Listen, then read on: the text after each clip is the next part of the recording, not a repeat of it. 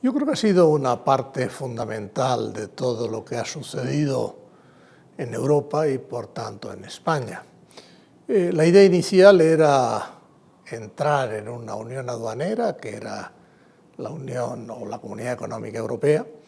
Luego, la verdad es que en estos años han sucedido muchísimas cosas. Cayó el muro de Berlín, tuvimos todo el hundimiento de la vieja Unión Soviética, hubo tensiones muy fuertes en Oriente Medio, la propia Unión Europea tuvo que ir modificando su naturaleza y todo eso ha ido cambiando. Por lo tanto, de la Unión Europea pasamos después a un mercado único, ya eliminando obstáculos, eliminando fronteras, y luego nos metimos en la difícil operación de la moneda única, que tiene ya implicaciones desde el punto de vista de política fundamental y de política exterior. Y todo ello sin olvidar también que todo esto iba acompañado por elementos de naturaleza institucional que hacía que trabajáramos más con una visión europea que con una visión nacional. Por lo tanto, ha aportado, yo diría, que todo, un papel fundamental en todo lo que hemos vivido en estos 30 últimos años. Yo creo que, así como la Comunidad Europea nos aporta recursos para nuestro desarrollo, nos aporta mercado, nos aporta cambio de prioridades, lo que nosotros aportamos a Europa es una visión algo distinta y unos problemas algo distintos. Aportamos una zona con un crecimiento potencial importante, que es verdad que se ve favorecido por las transferencias comunitarias. Aportamos, yo creo, que unos gobiernos rigurosos y muy europeos y que están dispuestos a jugar el juego europeo de mayor integración.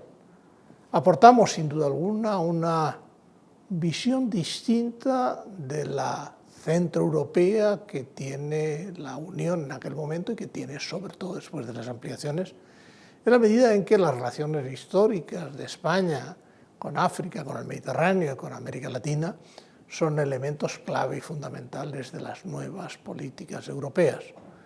Yo creo que hemos sido un socio leal, un socio serio, un socio honesto, y eso nos ha permitido tener una parte relevante en la toma de decisiones que se producen en la Unión. España hoy es un socio fundamental de la Unión y yo creo que ese es el elemento clave. Yo creo que la asignatura pendiente es siempre la misma. Algunos países queremos ir más lejos y otros no quieren ir más lejos. Para algunos el mercado único es suficiente, para otros pensamos que ni siquiera la moneda única es suficiente y tenemos que ir más lejos. Esto nos plantea un problema de dualidad de si el modelo de construcción institucional que tenemos encima de la mesa vale o no vale. La crisis del euro lo que nos ha puesto de relieve es que aquellos países que queremos ir más lejos y queremos estar con todas sus consecuencias en una moneda única, estamos dispuestos a mayor integración en términos políticos, manteniendo, por supuesto, el papel de los Estados, pero con una mayor visión europea.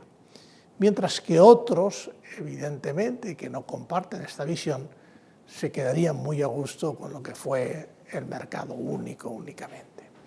Bueno, ese es el gran debate del momento actual y va a ser el debate de los próximos años, siendo conscientes además que conforme va ampliándose la Unión, todo es más complejo. No es lo mismo la Unión A6 que fue la Unión A12, que fue la Unión A15 o que es ya la Unión con 28, 29 miembros en estos momentos. Yo creo que hay distintas Europas que quieren los españoles. Yo creo que no hay únicamente una visión española de Europa.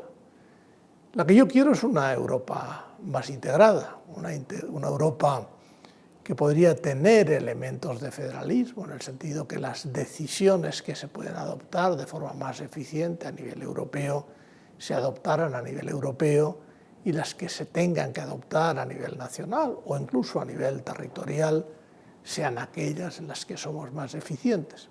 Pero en todos los niveles hay que jugar con honestidad y con, yo diría, buena fe en el objetivo común, sabiendo que, por ejemplo, lo que España quiere que sea Europa no es necesariamente lo que los demás quieren que sea Europa.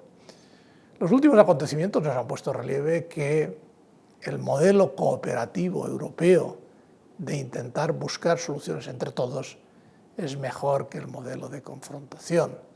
Y en ese sentido yo creo que España siempre ha estado a favor de un modelo de negociación y de cooperación. Además de eso, a España le gustaría ver una Europa con una posición relevante en el mundo y con una presencia no únicamente en términos económicos, sino en términos sociales, en términos culturales, porque yo creo que sí hay una visión europea muy propia de Europa que no es ni la asiática ni es la americana. Como siempre, en toda negociación europea hay países que son más próximos a nosotros y países que son más alejados.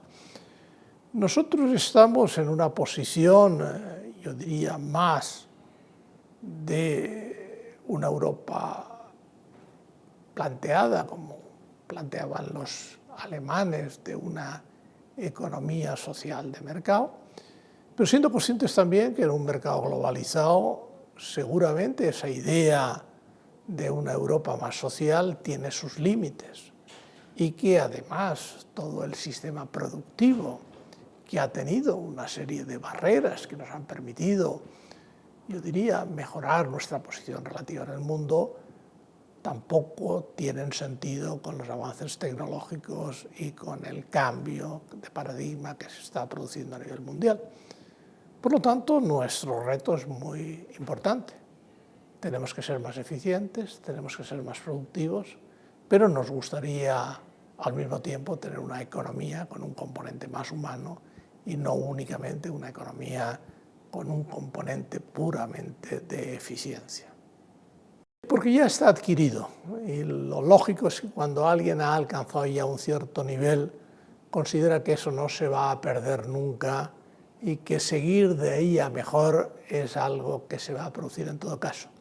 No es así, pero no vamos a convencer a ningún joven que no es así. Los jóvenes han tenido una formación distinta, tienen una vida distinta, tienen unas perspectivas distintas. Yo creo que ningún joven hoy entendería que le puedan plantear la duda de que él pueda irse a estudiar fuera si quiere, o pueda irse a trabajar fuera si quiere o si tiene que hacerlo. No hay ningún joven que esté pensando únicamente en términos de una visión reducida de su entorno. Los jóvenes, lógicamente, están mucho más abiertos a todos los cambios que se están produciendo.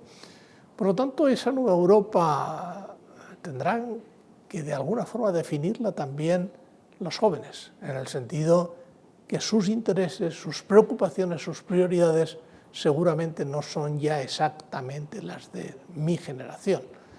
Nosotros, en nuestra generación, lo que sí podemos es contar lo que nosotros hicimos, pensar lo que tuvo de bueno y lo que sigue teniendo de positivo, buscar ese equilibrio entre digamos, lo social y lo económico, y a partir de ahí yo siempre digo que nunca hay que dar lecciones a nadie, hay que contar lo que se ha hecho para que la gente, si no quiere volver a cometer los mismos errores, que no lo haga. Pero al final todo el mundo tiene que tomar sus propias decisiones y tiene el derecho de volver a equivocarse. Depende muchísimo de si de verdad creamos una Europa única o no. Si creamos una Europa única, seremos un jugador relevante a nivel mundial. Si no, y todos los estudios lo dicen, dentro de 10, 12, 15 años, el único país del G20 europeo será Alemania. Y, por lo tanto, pasaremos a ser irrelevantes como actores mundiales. Pero ni siquiera Alemania, como único país del G20, puede ser importante por sí misma. Yo creo que Europa sí puede ser importante por sí misma y por eso todos tenemos que ceder parte de nuestras visiones nacionales para intentar tener una visión europea que nunca nos colmará al 100%, pero será mejor que cualquier otra de las soluciones.